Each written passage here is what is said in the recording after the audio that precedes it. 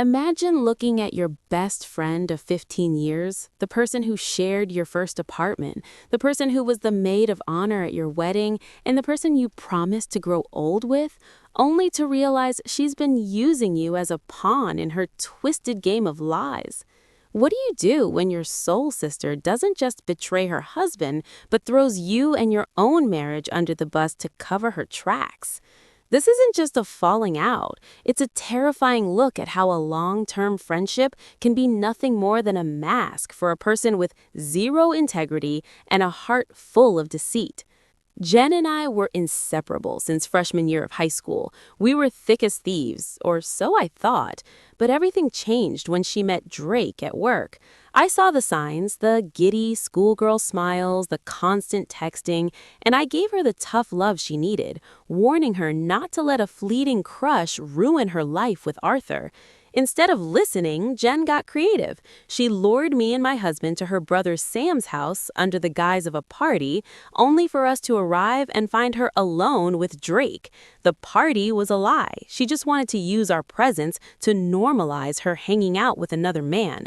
When she and Drake started getting cozy on the couch, ignoring everyone else, we left in disgust. But I never could have predicted the level of depravity that followed on Monday morning. Sam called me screaming and calling me disrespectful trash. My jaw dropped as he described finding his house in ruins, beer cans everywhere, rotting food, and a used condom in his own bed. But the real blow? Jen had told him that my husband and I were the ones who trashed the place and passed out in his bed. She didn't just hide her affair, she pinned her filth on me, banking on the fact that her brother would believe her over his own eyes. When I finally confronted her, she didn't even have the decency to apologize. She gave me a cold, "I'm working," and then, in the ultimate act of cowardice, she blocked me everywhere. She thought that by hitting a button, she could make 15 years of history and her own massive mistake disappear. But silence isn't closure, and loyalty to a liar is a death sentence for your own peace of mind.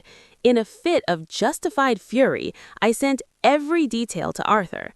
I wasn't being petty, I was being honest. Arthur didn't just take my word for it, he installed a tracking app and got the full, disgusting transcripts of her betrayal with Drake. Months later, they were divorced. I lost a friend I thought I knew, but Arthur lost a wife who never truly respected the life they built. People tell me I ruined her marriage, but Jen ruined it the moment she brought Drake into Sam's house and lied about it. I just turned on the lights so everyone could see the wreckage she had already created. We live in a world where some people only value you as long as you're a convenient shield for their bad behavior. Whether it's a friend like Kira who tries to steal your husband while you're pregnant, or a dainty friend who ruins your $120 satin dress and then gaslights you into thinking $90 is too much for a replacement, the pattern is the same: disrespect. They expect you to be the bigger person so they can continue to be the smaller person without consequences. But I've learned that the bigger person is the one who knows when to walk away. 15 years of memories are not worth a lifetime of being someone's scapegoat. Sometimes the most powerful thing you can do is block the noise, speak the truth, and realize that the trash didn't just take itself out, it left a trail for the universe to follow.